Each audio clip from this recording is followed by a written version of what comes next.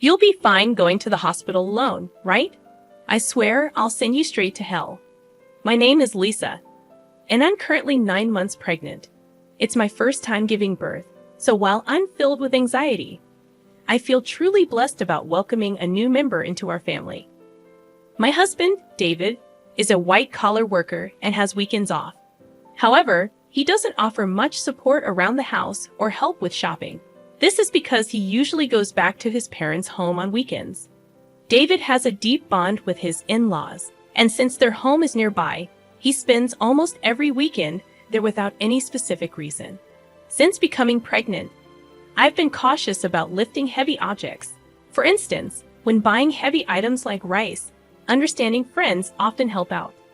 My daily routine starts by waking up early, preparing breakfast for David, and seeing him off to work. Afterward, I do the cleaning and laundry, and then head out for any necessary shopping. Once I return home, I start prepping for dinner. Only after finishing these tasks can I finally have some relaxation time. Since taking maternity leave, I've taken up a new hobby, blogging. Every day, I write a diary accompanied by photos I take, such as meals, the blue sky, flowers blooming in the garden, and more. Many friends and acquaintances leave comments, and these moments of journaling have become small daily joys for me. One evening, as I was preparing dinner, my husband returned home as usual. He carelessly placed his bag and jacket on the sofa, and I tidied them up, hanging them on a coat hanger. "Welcome back. I made hamburgers for dinner. I'm going to take a bath," I said. Responding curtly, he headed straight for the bathroom. 3 years have passed since we got married, and there has been little kindness or consideration from him. I occasionally wonder if this is truly what a marital relationship should be like. But I've resigned myself to it. When David returned in his pajamas, I handed him a drink. "Where's the beer?" he asked, glancing at the bar. I hinted, "Sorry, I forgot to buy it today. I'll get some tomorrow." "Seriously? Go to the convenience store now." His demeanor changed immediately, and he spoke with evident anger. I was irritated. Why was he asking his pregnant wife to do this? If you want it so badly, why don't you go get it yourself? It's hard for me to move around with this big belly. At that moment, he became even angrier and started shouting, "You're the one who forgot to buy it. It's your job to fix that mistake. Just because you're pregnant doesn't mean you get special treatment."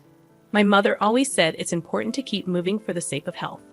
Knowing that he doesn't calm down easily when he's angry, I reluctantly decided to go to the convenience store.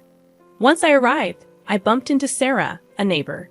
"Oh, Sarah, good evening." "Good evening, Lisa. Did you forget to buy something too? I ran out of sauce so I came here." Sarah's cheerful voice slightly lifted my spirits. "My husband really wanted beer, and he told me to buy it. Why didn't he just go himself?" That's what I said, but it didn't get through to him. "It sounds like you're having a tough time, Lisa." After walking together for a bit, Sarah and I parted ways at a crossroad. When I returned home, David was lounging on the sofa, watching TV, having not even cleaned up after dinner. "Why did it take you so long? What were you dawdling around for? Give me the beer." David's disgruntled voice and his insensitive remarks made my heart ache. However, I handed him the beer without a word and began cleaning up after the meal. How could he say such things to me, especially when I'm pregnant? I felt the urge to retort, but I didn't want another shouting match, so I remained silent. Afterward, I had my dinner, took a relaxing bath, and headed to the bedroom. The next morning, David acted as if nothing had happened. It seems he's the type to forget everything after a good night's sleep. However, I couldn't forget his words from the previous night, and I consciously ignored him. "Why are you making that face so early in the morning? Don't take it out on me. I'm heading to work now, so be a bit considerate. You know the importance of appreciation, right?" Due to what he said, I was filled with the urge to retort, "That applies to you, doesn't it?" But out of shock and disbelief, all I could do was sigh deeply and see him off. "Be careful, right? I won't eat dinner tonight. See you." Without any explanation, David left in a hurry. After seeing him off, I took care of household chores and went shopping as usual. However, since David mentioned he wouldn't be having dinner, I decided to prepare something simple just for myself. Then, as I was about to start my meal alone in the evening, I heard David's unexpected return and rushed to the entrance. "I'm back. Thanks for your hard work, but you said you didn't eat dinner today, right?" "Yeah, but my drinking party got canceled. I'm hungry. You have something to eat, right?" "Well, I only prepared a meal for myself today." Upon hearing this, David's face contorted with anger. "Didn't you even consider the possibility I might come back? This is unbelievable." Saying that, he moved to the dining table, and upon seeing the dinner I prepared, his mood worsened. "What do you call this a meal? I seriously question if you're properly doing your duties as a housewife. Don't waste the money I'm working for. I quickly prepared something for myself. Please don't get mad like this. Maybe you should learn proper cooking from my mom. Honestly, I've always found your cooking lacking." Again, he always compares me to his mother. Doesn't he realize how hurtful these comparisons can be? "I can't eat this. Go buy something." Hearing this, my heart sank further. What does he think of me? It's already night, and I've taken a bath. Can't you go buy it yourself? Forget it. You forgot to buy beer yesterday, didn't prepare dinner today. It's so frustrating. I'm going back to my parents' place. David stormed out and left alone in the house. I strangely felt a sense of relief. The next morning, as I expected, I received an angry call from David's mother. "How can you not serve David a proper meal? This feels like moral harassment, if not worse." I explained what happened yesterday, but she wasn't accepting it. So I apologized and ended the call. After the call, my mood plummeted. Since David wasn't home, I decided to have a leisurely late brunch. However, the thought of David coming back tonight weighed on my mind. Considering yesterday's events, I decided to make tonight's dinner special. I shopped with more care than usual, picking out ingredients and adding David's favorite beer to the cart. I was determined to prepare a dinner that would earn David's praise. I shortened my blog update time a bit to allocate more time to cooking. After dedicating ample time to preparations, the table was set beautifully, as if it was a special occasion. Looking at it, I felt a sense of accomplishment and couldn't help but praise myself. With this, he should definitely be satisfied. I waited patiently in the dining room for David to come home, but as time passed, there was no sign of him. I tried contacting him several times via my smartphone, but there was no response, and I became more worried as the clock continued to tick. 1 hour, then 2 hours passed, and I began to get anxious. Did he possibly go to his parents' house? Thinking this, I called David's parents to check, but they said he hadn't come there either. I tried calling David multiple times, but still, there was no response. As midnight approached, just when I was considering contacting the police, a staggering David returned home. He seemed clearly drunk. "I'm home, hiccup." I rushed to the entrance in concern and found David lying on the hallway floor. "What happened? Are you okay?" Hearing my voice, he responded angrily, "Too loud, go away." He then staggered towards the dining room. When I tried to support him, he forcefully shook off my hand. "Don't touch me. Don't come near me with that ugly face. To think you're my wife." In his drunken state, he spat out those words and then just lay down right there. Those words were beyond shocking. Why? Why can't he consider others' feelings? His remarks hurt me deeply, and I was filled with thoughts of maybe he no longer sees me as family. Tears welled up in my eyes. I put so much effort into cooking, it was all for nothing. With that thought, I had my dinner alone and enveloped in loneliness. The next morning, David woke up as if nothing had happened. "My head hurts. I guess I drank too much." "But why did you leave me in the hallway? You chose to lie down there, David. It's not my fault. Aren't you my wife? At least take care of me when I'm drunk." David's words made me wonder why he always blames me right away. If you weren't going to eat at home, you could have at least let me know. I had prepared a nice meal, and I called you multiple times. Why didn't you answer? Then David replied nonchalantly, "My drinking party from the day before got rescheduled to yesterday. Do I have to report everything? Besides, you know how hard it is to pick up the phone during a gathering. Think about my situation." With every word David said, my heart got colder and my expectations of him diminished. That way, I won't feel hurt or disappointed anymore. This thought lingered in my mind that I'm taking a break and going back to my parents' home tomorrow. Being with you lately feels unpleasant and boring. Seeing David's attitude of looking down on me made me increasingly consider the option of divorce. Our baby is due soon, and my heart races in anticipation. Even though I've heard stories about the pains of labor from friends, my excitement to meet the new life inside me overshadows those concerns. The neighbors often encourage me with words like, "It's just a little while longer," which brightens my mood. "Hey, want to go on a family trip soon after David returned home?" He made a surprising suggestion. "Really? But I'm talking about a family trip. My mom and dad want to join." I was taken aback. Why would parents make such a proposal? Tensions exist between me and David's parents whenever there's an issue concerning David. They tend to blame me, like the previous phone call incident. However, the sudden idea of a trip left me doubtful. I'm about to give birth soon, and traveling a long distance might be a bit risky. David replied, "How many times do I have to tell you? Just because you're pregnant doesn't mean you're sick. My parents are thoughtfully inviting us. But what if something happens? It'll be fine. Everything's already decided. We'll go for 2 nights and 3 days next week." "What? Next week is my due date. That's a bit. Just do as you're told. Prepare for the trip." End of discussion. David just expressed his opinion and then left the room. I'm in trouble now, I thought to myself. The next day, I sought advice from a close friend and explained the situation. She was concerned and said, "That's a bit too much." While I was contemplating how to decline the offer, the day of the trip suddenly arrived. "Actually, I'm not feeling well today. I'm worried about the baby, so I'm going to rest at home." I tried to use that as an excuse, but David didn't seem convinced. "Anyway, you can just rest in the car, and you'll be fine, right? Come on, bring a luggage.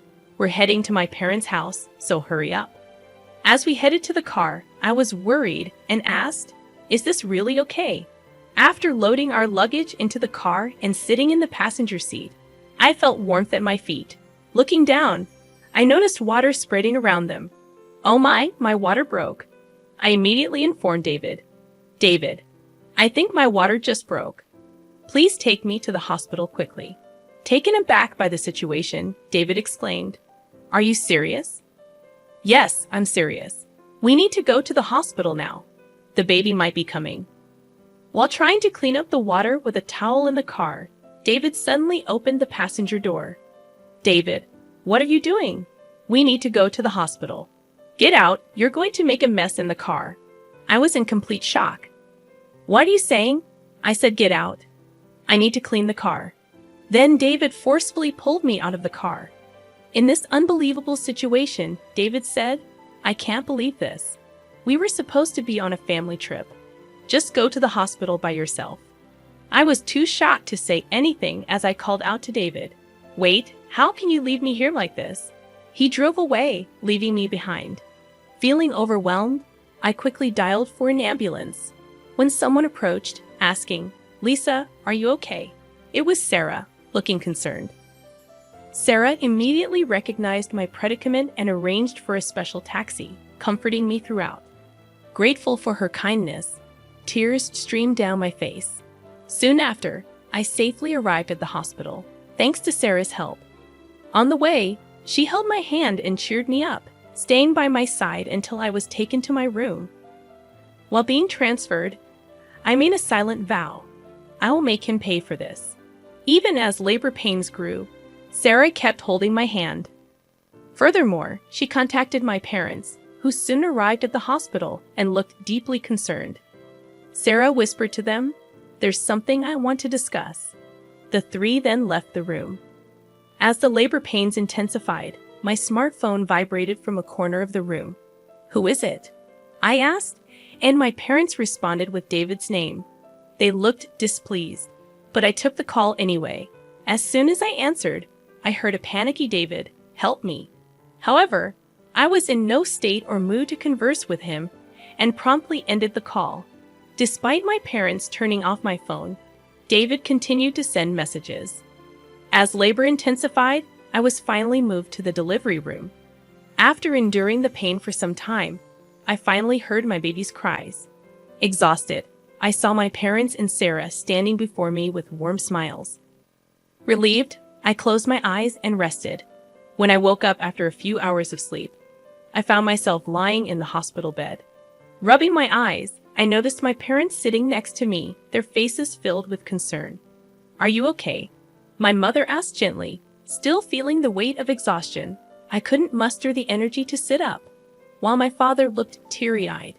My mother consoled him, saying, "The postpartum period can be exhausting." Witnessing this heartwarming scene, a smile formed on my face. "How's the baby?" I inquired. My parents informed me that the baby was undergoing some tests, but would be back in the room soon. However, I noticed Sarah wasn't present. Responding to my unspoken question, my mother remarked, "Sarah left a little while ago." Thinking about how things might have turned out had Sarah not been there, a feeling of gratitude settled over me. I made a promise with my parents that after being discharged, I would visit Sarah to express my gratitude. Turning on my smartphone to inform my friends about the birth, I was met with an overwhelming number of missed calls, mostly from David. The sheer number left me momentarily stunned, but I felt no hope or expectation from his calls. So I closed the notifications without hesitation. One of my friends visited the hospital room to congratulate me on the birth. As she rejoiced and extended her genuine wishes, I opened up about the recent incidents with David. After hearing the story, she expressed both shock and anger, half-jokingly saying she'd like to punish him a bit. But she also emphasized that my health and rest were paramount, chatted with me for a while, and then left. My parents, already briefed by Sarah about the whole episode, asked, "What are you planning to do next?" I shared my thoughts about my relationship with David and told my parents I'm considering divorce. They respected my decision and provided their support. Upon my discharge, I planned to stay at my parents' house, where they had prepared a room for me. Meanwhile, David seemed to have visited the hospital, but as I had informed the hospital staff that I didn't wish to see him, he wasn't allowed in. The next day, Sarah came to my hospital room holding a fruit basket. "Sarah, you came!" I exclaimed with delight. "You seem to be recovering well, but remember not to overexert yourself. Postpartum fatigue can be quite profound," she advised. Feeling comforted by Sarah's words, I sighed with relief, taking the fruit basket from her. "Sarah, thank you so much for helping me. I don't know what would have happened if you weren't there." I expressed my deep gratitude as I bowed deeply. Sarah gently laughed, saying, "What's most important is that both you and the baby are healthy. I just want a small hand. Regardless, I'm forever grateful. Once things settle down, I'll come over to thank you properly." Sarah laughed warmly in response. "You know, I've talked to my husband about what happened. He seemed quite furious." From her words, I could somewhat deduce David's situation. "Sarah, I'm truly sorry for dragging you into this mess," I admitted. "Don't worry. Remember who you owe for being able to work at your current company. This incident is truly hard to forgive." At that moment, I heard a stern tone in Sarah's voice for the first time. Sarah was actually the wife of the CEO at the company where my husband worked. When we first moved to this residential area, I had no idea about this fact. However, as we frequently encountered each other at the local supermarket, shops, and occasionally at convenience stores, we gradually became closer. We even began to enjoy tea together, and during these sessions, I learned about the nature of her husband's job. On the other hand, my husband was completely unaware of this background. This was because he didn't even accompany me for our initial neighborhood greetings and didn't prefer interacting with our neighbors. Sarah had previously told me gently, "I don't want to cause any trouble, so don't tell your husband," and I had respected that request. Knowing that I was pregnant and still being forced to endure my husband's unreasonable behavior, Sarah had several times suggested, "Should I talk to my husband about this?" However, I had always declined, not wanting to trouble her. But with this recent incident, perhaps even Sarah reached her limit. That's why my husband kept calling Sarah. "I really can't thank you enough for everything. Sarah's strong words made me realize how fortunate I was to have someone who'd go to such lengths for me. I couldn't help but tear up. Seeing my reaction, Sarah once again gave me a warm smile. "Lisa, you're a dear friend to me. I can't just stand by and watch when something like this happens to a friend." Our conversation was filled with heartfelt smiles. However, my husband's messages didn't stop despite the barrage of notifications. Online, I consciously ignored them all. Thinking about the divorce made my mind clear, and all I wanted was to think about how to live my life with my baby. As I was preparing to leave the hospital, a close friend visited my room, handing me her smartphone and saying, "I want you to see this." Displayed on her phone was a post that had become a major topic on a certain social media platform. When I asked what it was about, she informed me that she had posted about my husband's recent actions on social media. My friend had a significant influence on social media with a massive follower count. One day, she received a reply to one of her posts. The follower who replied had, by chance, captured a video of the scene where I was yelled at by my husband after being let out of the car. The follower, wanting to protect my privacy, blurred my face in the video, and, with my friend's permission, shared it online. The video spread like wildfire, and as a result, personal details about my husband and even his company were identified. Currently, my husband seems to be under a barrage of criticism online. What? I had no idea it had escalated to this level. My friend, smiling gently, remarked. Well, they brought it upon themselves, didn't they? My husband's actions and their consequences were all a result of choices he made. Furthermore, when one of my husband's friends confronted him about the incident, he reportedly excused himself, saying, "I had a prior travel commitment with my parents that day, so I had no choice." Because of this statement, not only my husband, but also his parents began to face criticism online. The story spread even in the vicinity of my in-laws' home, and there seemed to be various topics related to my husband's parents circulating on social media. Suddenly, my phone started ringing. When I checked the screen, it was a call from my mother-in-law. "That's for my mother-in-law." My friend, eyeing the screen of my phone with interest, suggested, "Why don't you pick up and give her a piece of your mind?" However, I was so fed up that I felt no words to do so and decided to ignore it. Before I knew it, the missed calls log was filled with names of my husband, father-in-law, and mother-in-law. Ever since the incident was highlighted on social media, even the hospital staff seemed to be aware of my situation and started offering genuine support. Whether my husband or in-laws came to the hospital or called multiple times, the hospital staff didn't allow any contact with me. As my discharge date approached, I had one pressing worry: whether my husband and in-laws might be lurking outside the hospital. My parents reassured me, saying, "You have nothing to worry about." But the thought of my precious baby being in danger left me anxious. However, that concern was quickly dispelled on the day of my discharge, as my parents were helping me with my belongings. I heard my husband's voice shouting, "Lisa," followed by the loud voices of my in-laws. Suddenly, men in black suits surrounded me, forming a protective barrier.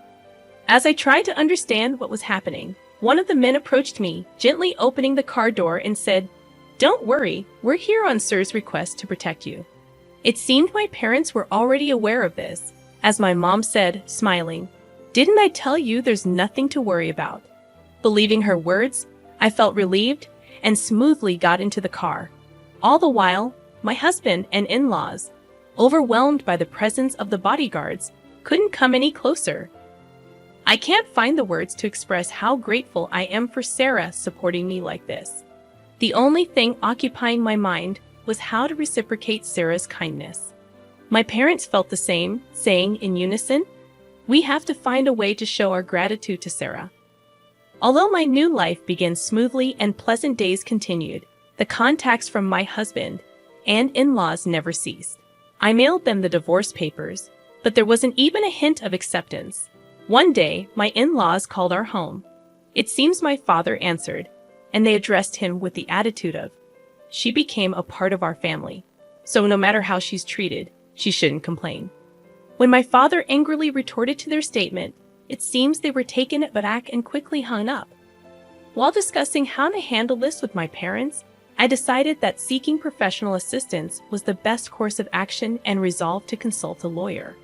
Coincidentally, my father was acquainted with a lawyer, and when we explained our situation, he graciously promised to help. I informed the lawyer about the video circulating on social media and detailed past events. When the lawyer reached out on our behalf, my husband was initially taken aback. However, over time, he became defiant. "We'll solve marital issues ourselves. We don't need a lawyer," he argued in a fled tone. However, the lawyer calmly responded, "I'm acting upon Lisa's request. Any future communication should be directed to me. It's up to Lisa, my client, to decide whether or not she wants to involve a lawyer." My husband was at a loss for words, though initially refusing to divorce. When mediation and the possibility of a court case were suggested, the word court seemed to shake him, and he reluctantly agreed to the divorce. I have no interest in the child and have no intention of seeing them in the future, so I don't see why I should pay child support. As for property distribution, I did nothing wrong, he claimed irrationally. The lawyer calmly explained from a legal perspective, but my husband still seemed unconvinced. "In that case, it seems we'll meet in court," the lawyer suggested. My in-laws, who were listening nearby, appeared to panic and immediately agreed. When I was informed of this by the lawyer, I was shocked that I had ever married such a man. I had been communicating with Sarah since returning to my parents' home, and when I told her about the recent events, she playfully and gleefully suggested, "How about seizing your ex-husband's retirement pay? Garnishment is one way, right?" Feeling overwhelmed by Sarah's astuteness, a while later, I was contacted by the lawyer who conveyed that my husband wished to apologize in person. Wanting a satisfactory conclusion, I agreed to converse over the phone under the supervision of the lawyer. The day of the scheduled call arrived. On that day, I was accompanied by my parents and the lawyer. From the other end of the line, I heard, "Finally, you answer. Apologize now, and I'll forgive you. So come back home. Let's be a couple again. The house is a mess. I might lose my job, and everyone's looking at me coldly. All of this is your fault, so take responsibility." He continued to bombard me with accusations. Without being overwhelmed, I calmly chose how to react.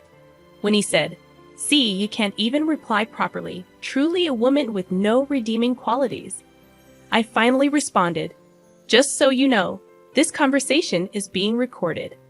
I'll keep it as evidence. Goodbye." Hearing this, my husband's voice revealed his shock. "Wait, you recorded it? That's not fair, right?" I was joking. "I'm sorry. I can't live without you. Let's start over. We truly loved each other, right? I promise I'll try harder from now on." After hearing those words, I immediately hung up the phone.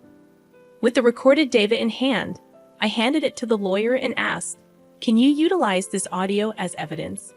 Shaking his head in disbelief, the lawyer remarked, "He truly is an incorrigible man." My parents, feeling the same as me, had firmly decided to sever ties with him. Seeing his behavior filled them more with astonishment and disappointment than anger. At some point, I realized I was slightly enjoying this drama, clinging to the little devilish side of me that emerged. The divorce procedures with my husband concluded smoothly. Both the property distribution and child support agreements went forward without a hitch, and the turmoil began to subside. Due to the information Sarah shared with her husband, the president of my ex-husband's company, he was promptly disciplined. The president, known for his family-oriented values, believed that an employee who couldn't protect his family couldn't be trusted by the company. David lost his job, couldn't make housing loan payments, and returned to his parents' home. His reputation was tarnished by the viral video, and he struggled to find stable employment, barely making ends meet with short-term part-time jobs. Rumors spread about his parents too, and according to reports from Sir's friends in the neighborhood, they seemed to live in perpetual unease. The cold societal judgment they faced, which exceeded my expectations, made me think that, surprisingly, this ostracization might be harder for them than any legal repercussions. With most matters settled and my health recovering, my parents, my baby, and I visited Sarah's home to express our gratitude. Both Sarah and her husband seemed genuinely happy and doted on my baby, making us feel warm and welcome. After that, Sarah and my mother became close friends. Similarly, Sarah's husband and my father got along very well, and our families grew close. Furthermore, Sarah and her husband's son was around my age, and to everyone's surprise, our relationship began to develop in an unexpected direction. A few years later, the idea that I might actually become a part of Sir family was something no one could have ever predicted. Life truly is full of surprises.